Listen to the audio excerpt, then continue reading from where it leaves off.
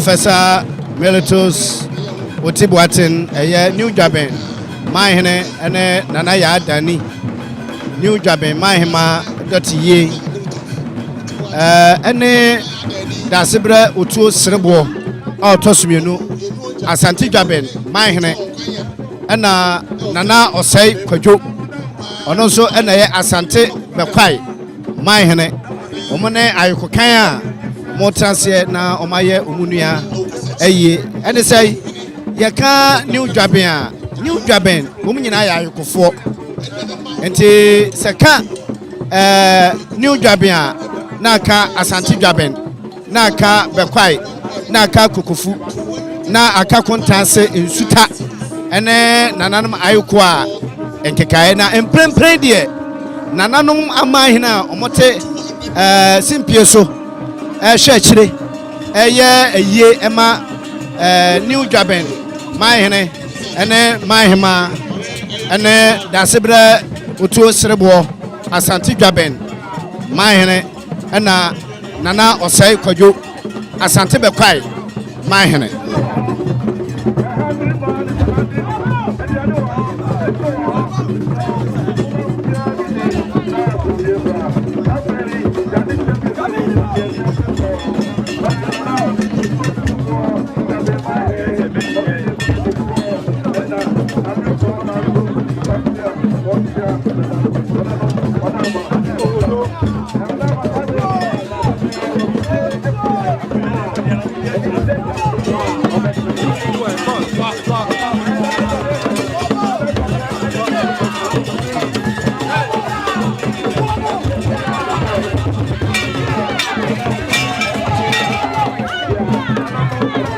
Daasebre Otuo Siriboe Otosumenu Asante Ghallywood Manhene ena Nana Osei Tutu ono so ena ye Asante Bekwai Manhene omone ayikokan a motranse na omaye omunua eye ene sei ye ka new Juaben omnyina ya ayikofo enti seka new Juaben na ka Asante Ghallywood na ka Bekwai na ka kukufu na aka kontanse ensuta ene nananom ayiko a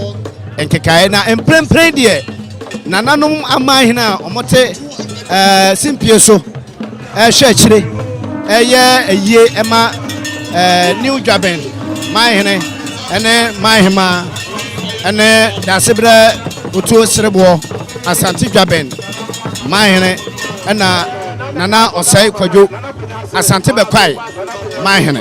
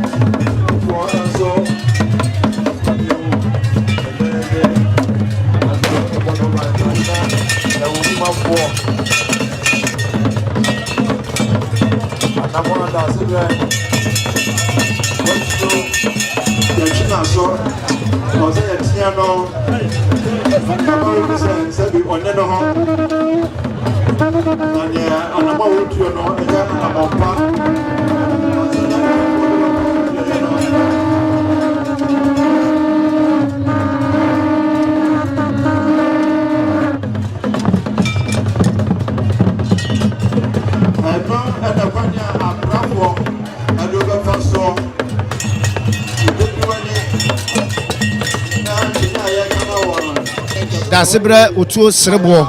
Otosumenu Asante Ghallywood Manhene ena Nana Osei Tutu ono so ena ye Asante Bekwai Manhene omone ayikokan a motranse na omaye omunua eye ene sei ye ka new Juaben omnyina ya ayikofo enti seka new Juaben na ka Asante Ghallywood na ka Bekwai na ka kukufu na aka kontanse ensuta ene nananom ayiko a enkekae na emprempren de nananom amahene a omote simpie so chire ema new Juabenmanhene ene mahema ene Daasebre Otuo Siriboe Asante Juabenmanhene ena Nana Osei Tutu Asante Manhene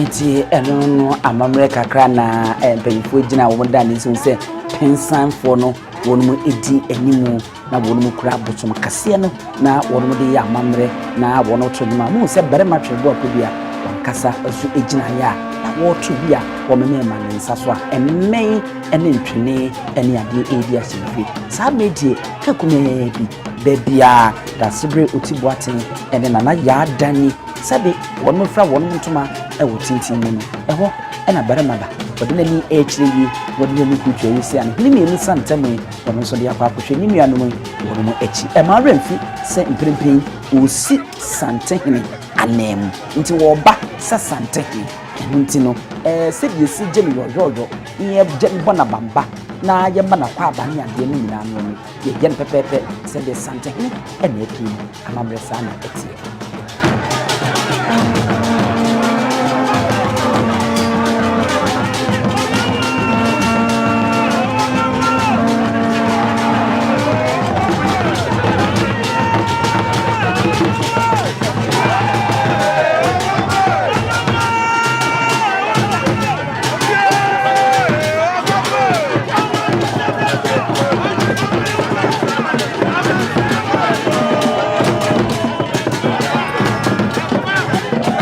arefo na chese die edrundie wa hwa wodu hwawia nsa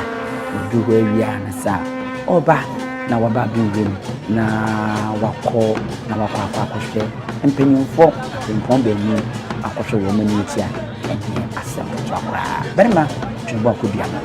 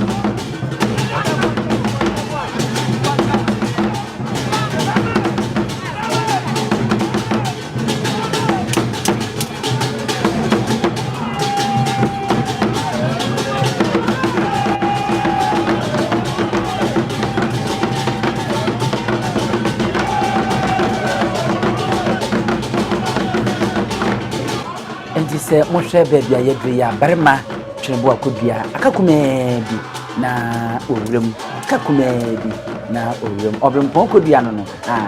rastaman me hu se edi animu no ono so aka de hie no ho a enye asante tokra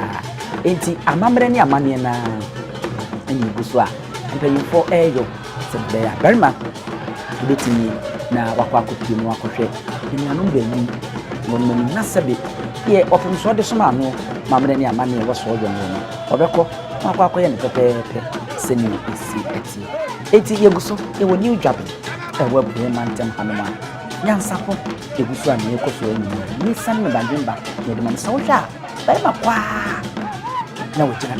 ba makwa kakra na wogina du ba bi mpa na ye den se obetu ne nan na wode yakọ nyina amamre ene amane eguso a ededi nti du ba bi nse ba ma bi ha e na fonkra e kire se tete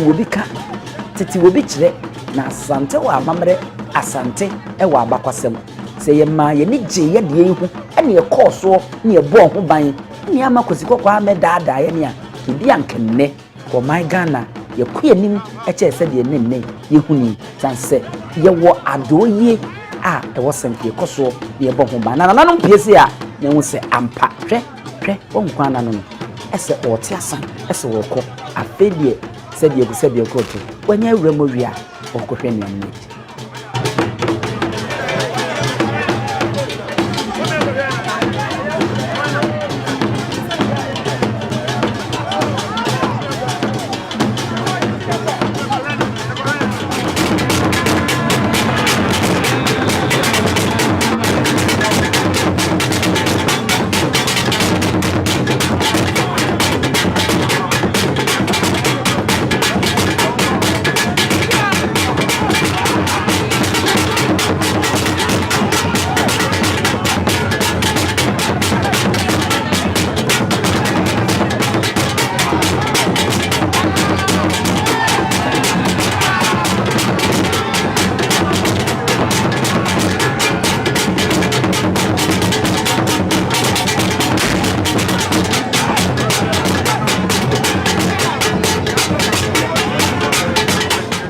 Abibirem be ya mamre ene amania esefata ewo baabia abrempon yi wonmo edei amanhema anase omanhema ene omanhene wonmo dei sabre de sawsha wasafo na pakan Abibirem twembo akodua wode nani kyirem afe yankasa ene wo kọ baabia dwabo no ankasa ekoso no a eno so eho asam eno no eno ti yeguso ade ekoso bia no no yede mo nkyirem yede Abibirem ha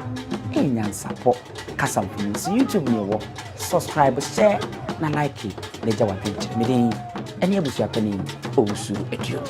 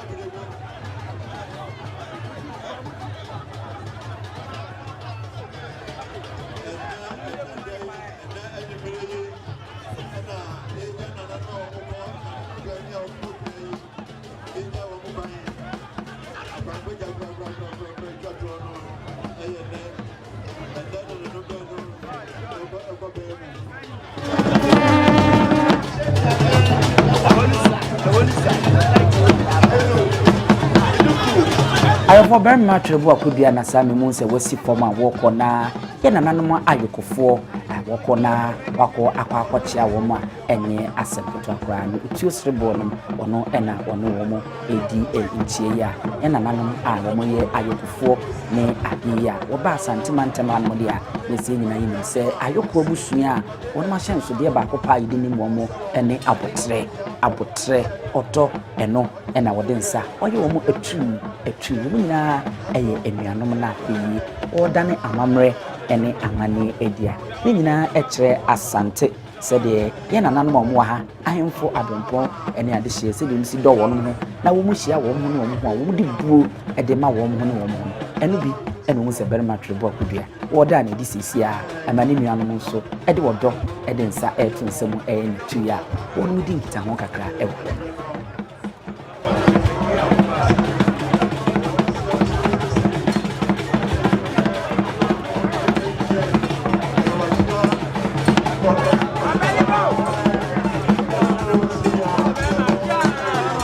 arefo sɛ mohwɛ a pensanfoɔ no ɛno pensan edin no pensan ɛno wɔn mu na ntwema no da so kura wɔn asa bere yi ɛbɛrema twɛn bo akudua ɛna wababa bɛgye na konwa a watena si ɛno nti no ne sɛ amammerɛ ne amanneɛ kwan so ɔmbɛba na ɔmaba bɛma na kwaba sɛdeɛ mu hu no pɛpɛɛpɛ ɛna ɛkɔ so a ɛba ne abɛma na kwaba medical ka kyerɛw sɛ sɛ mprempre deɛ wɔgyira mu sɛ ɔpem so Asante mɛwura na nem ɛna wɔgye nti wɔte hɔ te sɛ ɔpem so nti wɔn bɛba na ɔmaba na ma kwaba na sɛdeɛ Asante amammerɛ ne abakwatem tie no no yɛbisa no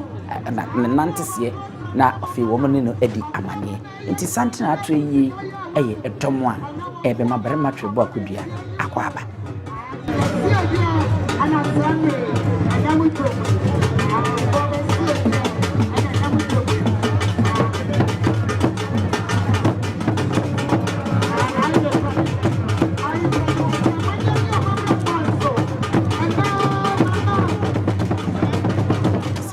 afei ɛna nananom ankasa nso ato santene na wɔn mo ba wɔn de anidie ɛde abɛma ɔpemsoɔ na afei wɔn mo na kɔ aba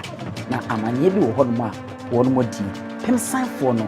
wɔn mo gyina wɔn medi kaka kyerɛ sɛ wɔn dwumadie di mu paa wode ɔne ɛkyerɛm ɛwɔ kumawu a ɛnyɛ asɛm ketewa bosom na ɛkura wɔn mo no ɛbɔ barima ho ban ɛbɔ kumawu ho ban a kyerɛ sɛ obiara ntimi ɛmfa afoforo biara anaa nneɛma funu biara ɛmfa ɛma ɛmɛsan barima twere bo akudua enti ɛnɛ yie wɔn mu otwa ka paa ɛwɔ ha no a ɛnyɛ asɛm ketewa ɛntwoma no ɛna wɔn mate ɛde ayɛ wɔn saa mo a mo nim ntwoma no nɛte kɔkɔɔ a yɛne agya yɛatena akuraase pɛn no deɛ ɛno na ne yɛde kwabuchi a ɛma ne yɛ fɛ no no ɛno bi ɛne mo sɛ wayi ntwoma no dwumadie bi ɛsɛ didie ɛne sɛ bayerɛ sɛ wotwa animu na wo mpɛ sɛ ɛbɛporɔ ntɛm a wode ntwoma no bi yɛ animu a ɛwɔ resi a bɛda hɔ mfie bebree nti ɛwɔ twa kapaa ɛwɔ Asante sɛ ɛmmaa akunafoɔ ɛnom nso yɛ ayɛtimi de ntwoma ɛsrasam nti amane bɔna ɛna yɛkɔ so mommyɛhwɛ ntie bi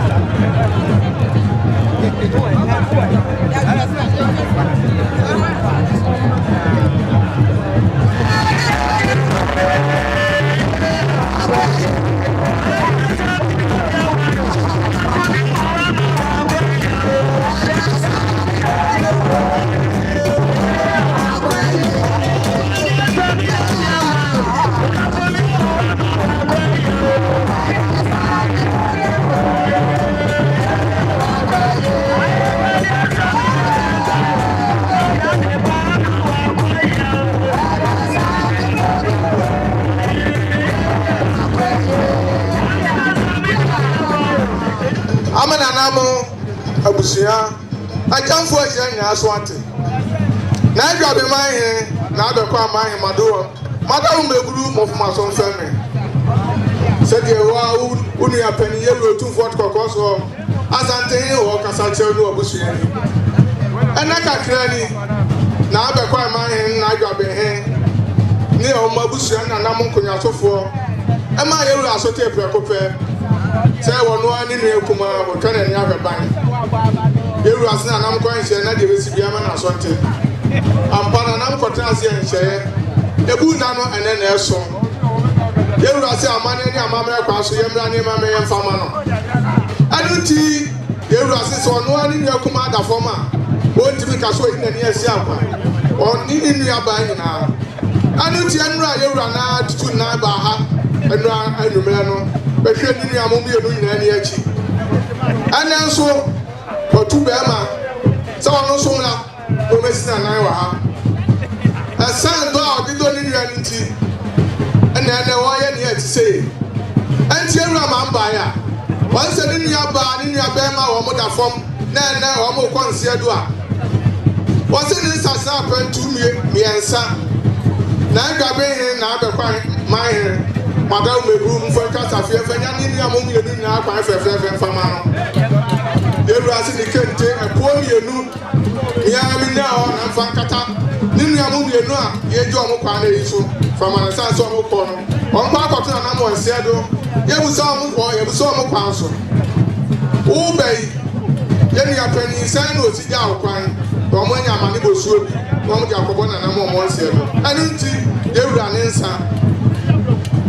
sese epo mienu no de ya ka ho aso abi ya ka ni sika futuro yeru ase mia mi na ho no inu ya mo mienu a ye je o mo kwa fefefe ni sika futuro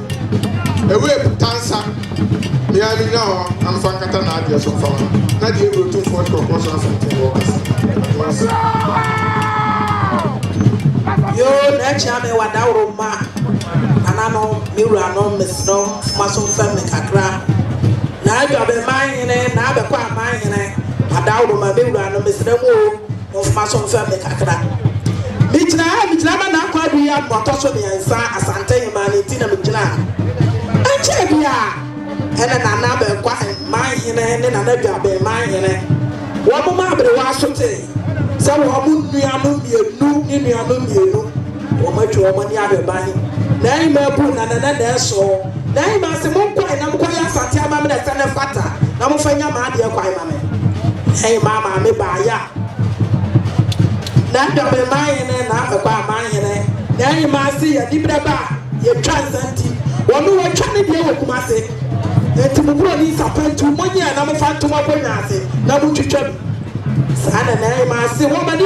mienu kwa samande jada wo kutani kente bo nwere sabia so epo mienu ya mi nyina am fa kata na ade so ma na nya dansidie sana na ima se wo kutani sika futuro pega du asam mienu mi nyina am fa wu na ade ya jinya no na sana na mi prince ya be nua musa wo mo se na sa se yidie munya na wo se mi nua Asantehene ma ana eja be kwa fefefe na mama me ba ya na de osie no me wura no Daasebre arefo se ohwa we obrani ba ko pa oso woyie obrani na mo hwa hayi nso a ya kye yewura anema wo de ba yi mu se pensanfo no atu atene sei na wo nu kura boso fen se pensan na chese bare matwe bo akobia ebre aso bare manso atunto a chese wasode a wo firi dwumadi na ase nti Otumfuo Otumfuo nsi anemu a wo ba ne ono so ene ko woko na wakwa akokyeakyea sɛdeɛ da bia wɔno yɛ no na afeidie wɔne ananum dinkra na afi wakɔ baabi a wofiri a wɔbaeɛ nti barima twɛbɔ akɔdua no barima ba no wɔno ɛna ɔtutu taataya wɔkɔ no ɛnɛ wabɛdan amammerɛ di wabɛkyerɛ amammerɛ na wameɛhu amanneɛ ɛwɔ ahanom a ɛnyɛ asɛm ketewa koraa.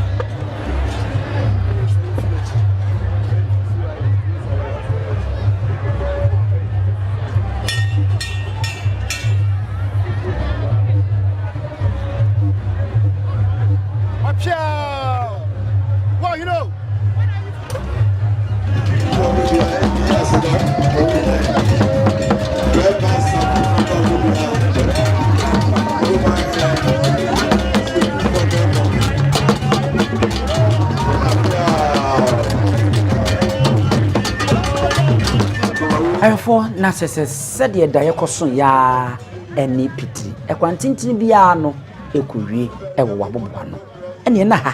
ene NYANSAPO nso yenso yede no yede mo eba bisi